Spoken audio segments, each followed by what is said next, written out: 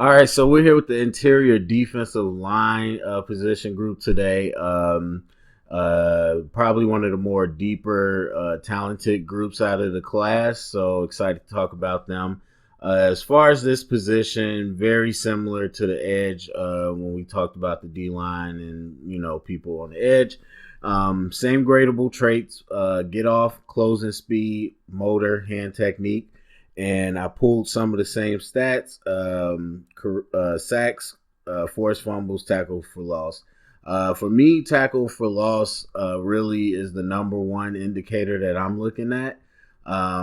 Sacks is number two because as an interior D lineman, if you're a guy that has good pass rush, that's definitely a big bonus. That's something you want to look at, but it's not necessary for you to be good at that position. And so sacks is definitely number two, but tackles for loss really tell me what type of player you are. Whether that, is a sack, but really just any type of disruptive plays that you're able to make in the backfield. Because at the end of the day, the guys on the edge in a pass rushing situation is who you're going to look for to just give you the pure pass rush. But as far as guys that are disruptors, a lot of time that's where you look to the interior, and so that tackle for loss is a big stat for me. Outside of that, the first thing I look at is their ability at the point of attack. And so, much like I talked about when I did the centers in the interior for the offensive line, I need to know if you're stout at that point because you're the first line of defense on the line of scrimmage. And if you get moved, the line of scrimmage gets moved. And so I need to know, do I have a guy that can handle the double teams, that can handle the drive blocks, or is this somebody that's going to be moved out of the way? And so that's for me. Even if you're an Aaron Donald 3 technique up the field penetrator, I need to know how much of an anchor you have on the line. So that's the number one thing I look at. And then I look at your technique after that as far as double teams, drive blocks. It's pretty fairly simple when it comes to interior. Like I look at how well you take on double teams and what's your technique and all that. And then I look at your technique as far as getting off blocks. How well do you get off blocks? And then after that, pass rush in a general sense, I kind of see what type of pass rusher you are. And so that really is what we're talking about with interior D line, but we'll get into more of it. So let's start number one with Derek Brown out of Auburn, who is for a lot of people a top 5 pick. I don't know if I have him there, but definitely a consensus number one D tackle for a lot of people, or I should say interior D lineman. Yeah, it's not a lot to say about him. He's a big dude, 6'5", almost 320. Good production over his time at Auburn, but really what it is his elite level strength and combination with quicker than most short area ability, I think, for a guy that's that big. And so when you first watch, there's a number of people I could think of where it's just like, okay, yeah, he's huge, and then he sits there and he eats up blocks, and space eaters have a place in the league. But then once you start see him chasing something down or moving on a stun or something, then that's when you say, well, okay, this guy is a different type of athlete. So for a guy that big, very, very fluid. And the thing is, when you can move that well and you're that big, you can generate a lot of power. And so I don't think I saw anything that was like crazy freakish about him as far as his ability on the line. I think he's just overwhelmingly powerful for college players. And I think when you do a couple stunts or a twist, and if he ends up in a one-on-one situation, or if he's working towards the quarterback and the quarterback moves and he's able to chase, he's just surprisingly fast. And so for his size. And so when you get that as a coach, now you can do a couple different things, put him in different situations rather than just having him sit there on the nose and take double teams. So that's probably the biggest attraction in Derrick Brown. Now, for me, I thought his double team technique was poor and his pad level was poor. And for a guy that's 6'5", you want to get your pad level together because you already at a disadvantage and it's easier for you to stand up. So you really got to work at that. And then his double team, now you could teach that technique, but again, like in college and stuff, that's fine. But in the NFL, you can't just stand there and patty cake a double team because they're not moving you. You got to be able to split it. You got to be able to blow that up, because what's going to happen is that they're just going to run schemes where it's designed for you to just stand there and neutralize. Because when you just stand there and neutralize, okay, we'll double team here in the A gap and we'll start running power or doing other things because we know you're just going to stand there, and that opens up other gaps. But once you start splitting the double teams and moving the pocket, that's when you start blowing up plays and making it a different ball game. And so I think he has that potential, of course, but he didn't really have to do that a lot. And so a lot of times he just kind of ate up space. And so I think a lot of potential here with Derrick Brown, but his game is not all together yet. And so be interesting to see. But that type of player to me is not top 5. Like, yes, he probably has next like elite level strength, but I'm not going top 5 on the interior D lineman like that. So let's go down to Javon Kinlaw, South Carolina, another big dude, 6'6". Now he's 310. Makeup is, slightly different. And this is a guy that played kind of that DN position, as far as the 3-4.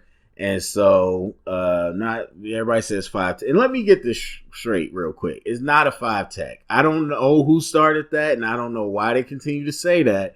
It is not a 5 tech. I as a D-line guy, football guy, it's not a 5 tech. A 5 tech is on the outside shoulder. If you're in the odd front, more times than not, you're in a 4 or 4-eye. But anyway, so same thing, very fluid. Definitely a surprising athlete for his size. And so you see the movement skills, you see how tall he is, how much he weighs. You're like, wow, very, very much an impressive mover. I don't think he has like that just natural, innate, elite level strength like Derrick Brown, but he is in the top tier. And so he has excellent strength. And it was funny because right before I was getting ready to do the episode, I didn't really get a chance to look at his body because the combine is going on now. But I'm just not used to, because the combine is usually later. So I'm not used to looking at people like that closely until after the combine. But man, I was just like, wow. I was like, man, this dude is put together. Like, and body composition is a thing that a lot of people consider. Like, this isn't 310 pounds of, just a big dude. This dude is rock solid. And so a lot of people talk about that with Aaron Donald. And I've seen some comparisons. It's not the same at all. But as far as that body composition, that does tell you something. So extremely strong. Again, can be a little high as far as standing up with his pad level. And the same thing, I think his double team is a little better than Derrick Brown's, but still pretty average. And so you want to get better at how you attack double teams, because you don't want to just stand there. Like, yes, number one, you don't want to get moved off the line. But number two, you want to split the double team. You don't want to just stand there. So anyway, I didn't talk about that with Derrick Brown, but anyway, that's fine. Kinlaw, as far as his stack and shed ability, I think he's going to be a guy much like Fletcher Cox that has that elite ability to stack and shed. Right now, he stacks well. And so I've discussed what that meant on the last episode, but he uses good extension, very long arms, very strong triceps, and he can extend his alignment when they're engaged and give himself space. And so he stacks them very well. The thing about him is that he kind of sits in the gap. He doesn't always shed well. So stack and shed is said together because it's a two-step process that you have to be good at together to really make plays. So some guys like Kinlaw will stack the lineman very well, but they'll sit in the gap and they'll sit there with them. You know, they'll kind of sit there with the lineman, and they might be late to get off the block, or they might never get off the block, and they just hold up the lineman until the running back runs into their arms, which can be effective as a first line defender. But when you really are talking about being elite, that's when you're getting off blocks. And it's hard. It's a mentality. I've always coached that way. Like, some guys just don't feel right in space. They just want to sit on the block and engage with somebody and wait to the last moment to make a play. And I'm like, look, any play you want to make as a D lineman is going to be easier if you're not being blocked. Get off the block. And that's why I love Aaron Donald so much. But Kinlaw's not that. But with his strength, you can see how well he could become that, where he could really ragdoll and get guys off of him. As far as a pass rusher, above average, there's times he used a really nice swim. And I think with, again, his explosion for his size, he can be really good. But right now it's just kind of bully ball. And so I think he could get better in that sense. So yeah, we'll kind of see. But for Kinlaw, I gave him a 4 get off, 3.5 closing speed, 4 motor, and 3.5 technique. And I tried to keep the get off and closing speed in terms of all D linemen, so not just D tackles, but also the other guys. So a 4 get off is crazy for a guy that's on the interior. And a 3.5 closing speed, I would put him up there. And I like his motor as well.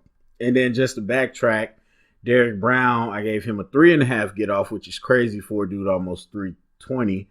3 closing speed, which again, out of all D linemen, is pretty impressive for that guy that big. But he's more of a downhill guy. Gave him a level 3 motor and a level 2.5 technique. So now we're skipping to Ross Blacklock. I always want to say Blaylock, but I believe it is Blacklock, which is kind of cool. So anyway, out of TCU, they say he's 6'4", and I wonder what he'll measure in at the combine if he's there, because he didn't look 6'4" to me on tape. But anyway, smaller built guy compared to the other two. Yeah, I just don't think he has as much mass, but very quick. This is a guy that I see becoming a 3 technique. He played nose and eye front and kind of interior there. But I really see him as a 1-gap penetrator, put him in the 3 tech and let him go. Probably the quickest out of this group that I saw, as far as just pure agility across the line. Really, really impressed by that. He can move. And so the thing with Blacklock is the power is not there as much as the finesse is. And so there's, again, the quickness and all that you like. But at the point of attack, I think he uses his extension well to keep linemen off of him.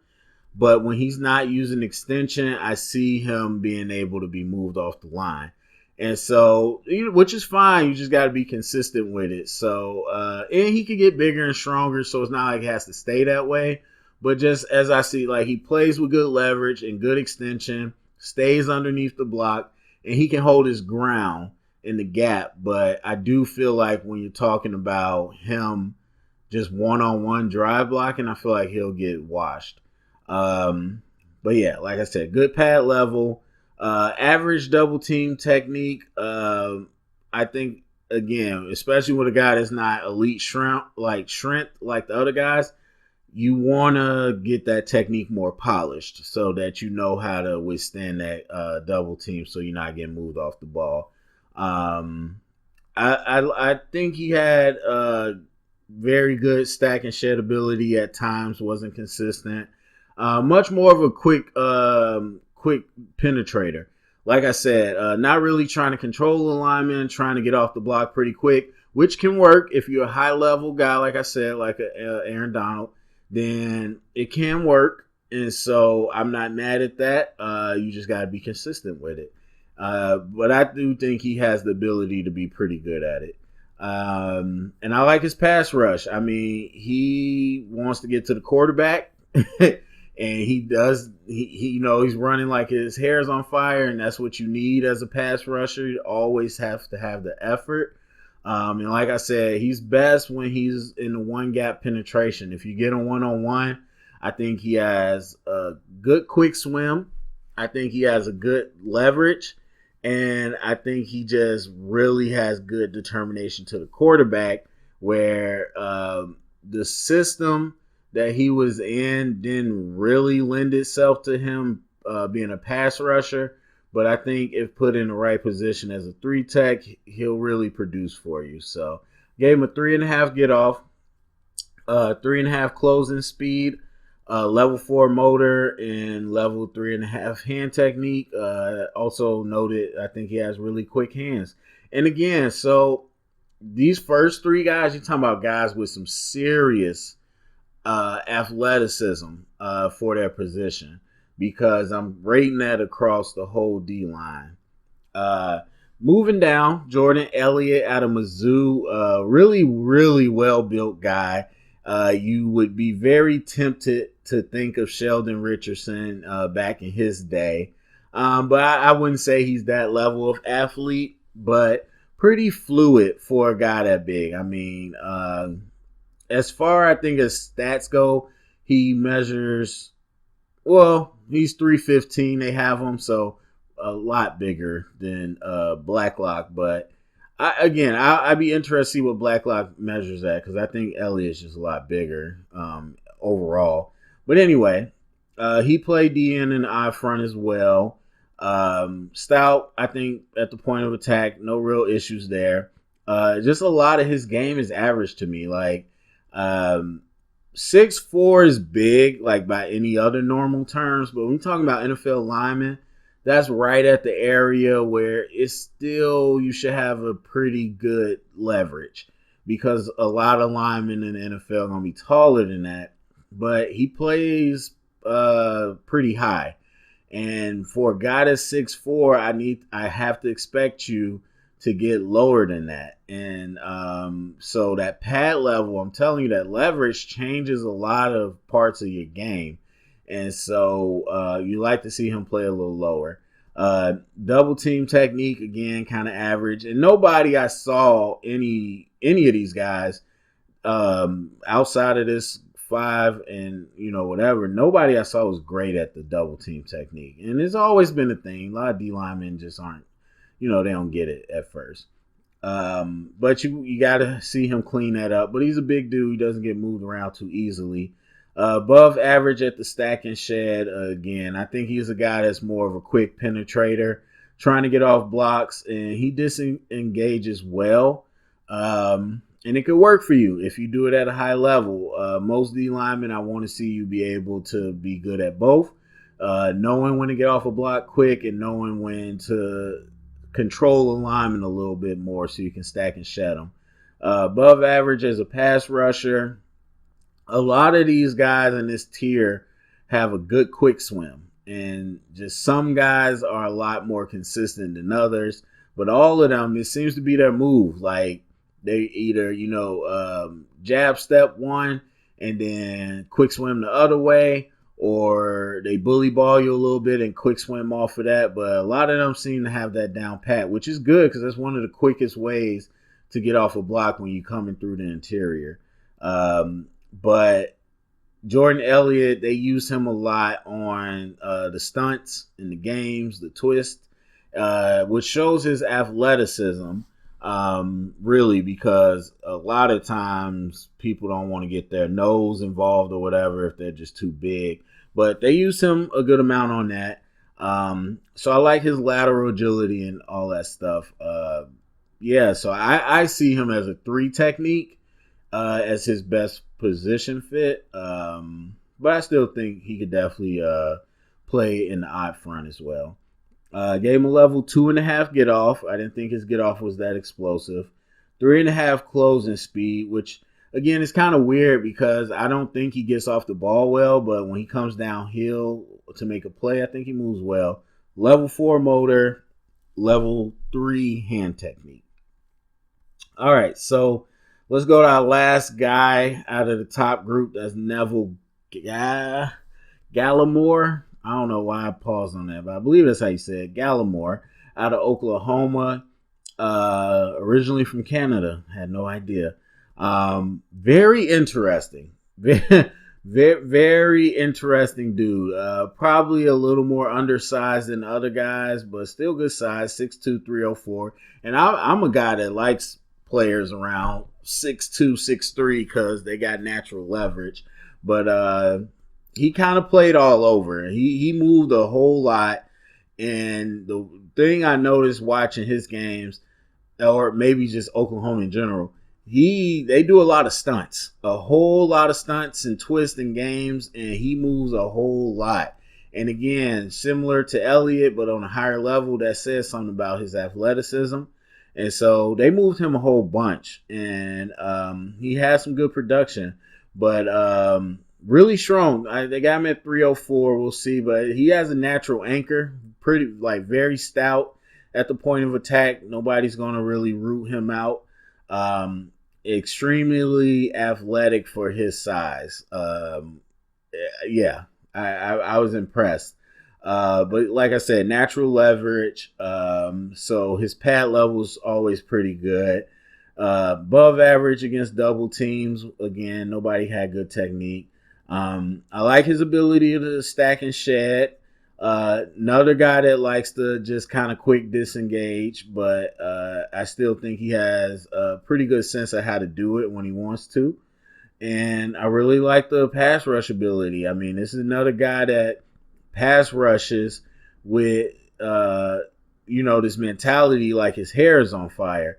And honestly, in a one-on-one situation from the line of scrimmage to the quarterback, he closes really fast. He's explosive. And so that really helps him seals the deal on a lot of these plays where, that could be the difference between you getting a sack and just a pressure. So I'm really intrigued by him. I think he moves the best, probably the best combination of power and strength. And probably the best, I wouldn't say the best upside, but probably the best floor as a pass rusher right now. Blacklock might be there, but those two are very similar to me, but I think Gallimore is a little more polished. So 3.5 get off, 3.5 closing speed, 4.5 motor, which I love, and level 4 hand technique. So if I'm stacking them up, and I didn't even really think about this prior to saying it, but if I'm stacking these guys up, I definitely have Kinlaw number 1. And then I'll have Derek Brown after him. Then I would probably go Gallimore, Blacklock, then Jordan Elliott. So that's probably how I would stack those guys up. Let me see. So anyway, speaking about some of the guys that aren't in that top group, but I really liked.